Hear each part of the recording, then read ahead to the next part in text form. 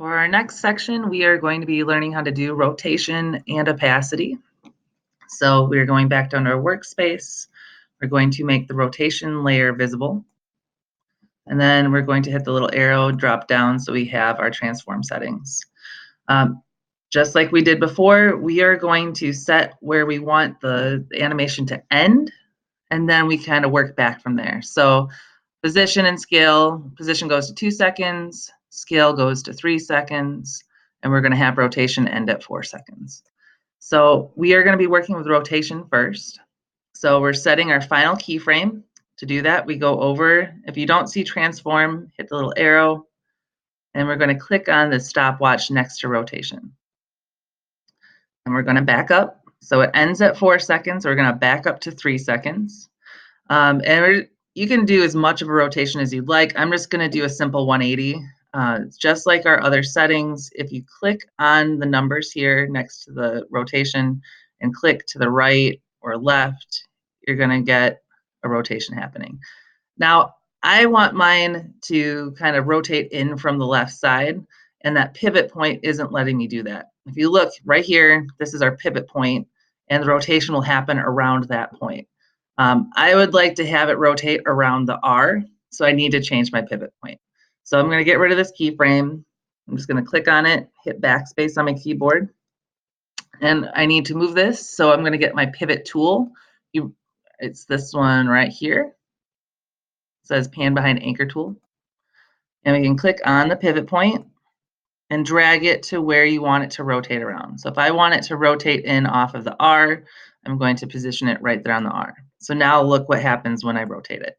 It's rotating around that anchor point.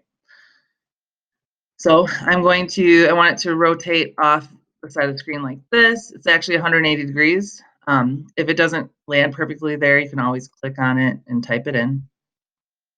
So now this is my animation. So it rotates in from the side. All of the other texts kind of come in from, you can't see them to begin with. So I want that to happen with my rotation. So I'm going to use opacity to actually hide it before it comes into the final rotation point. So we're going to do the same thing as what we've done with the others. I'm going to go to the end of 4 seconds. I'm going to click on the stopwatch next to opacity, so it's 100% there. And then back up to 3 seconds. And I'm going to drag this down. Again, you can also just click on it and type in 0. For now, it's invisible. So you'll see not only does it rotate in, it goes from 0% opacity to 100%. Now you can play with this. It doesn't have to be exactly a full second. If I take this end keyframe, I can actually click and drag it over so it fades into being first before it finishes its rotation. And you can drag that however far you want it to be. So it takes longer to fade in or shorter. It's up to you. So let's watch that in real time. There we go. Again, mechanical movement because we haven't done anything with easing. So opacity doesn't really need easing. It's just, it goes from 0 to 100. You can play with that if you'd like, but I'm going to focus on rotation. So I'm going to click and drag a selection over my rotation keyframes. Right click on it, keyframe assistant, easy ease.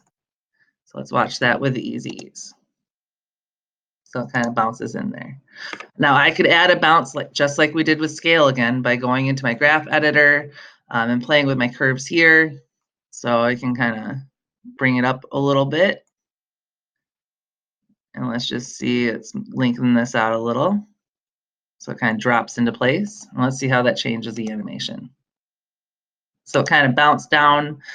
It's a little sloppy, so I didn't really like how fast that came in. So let's kind of adjust that a little bit. It's too quick where it goes below. So let me go back into my settings. I'm going to actually add a keyframe in there that drops it down below. So I have a little bit more control over that. Oh, don't do that. All right. So I just added a keyframe where it drops below. And what that's going to do in the graph editor is it gives me more curves to play with. So if I drag this over, now I have I can use this curve to kind of drop it below. So let's watch that. And again, it's still a little bit too fast. So I'm just gonna keep adjusting it a little bit till I like the way it looks. Still too fast.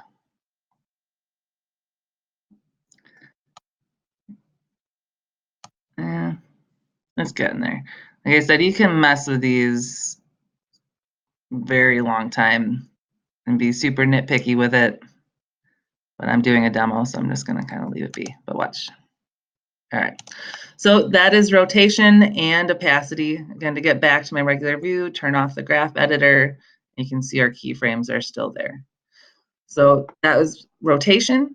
When you're done, just real quick, hit File, Save. That's it.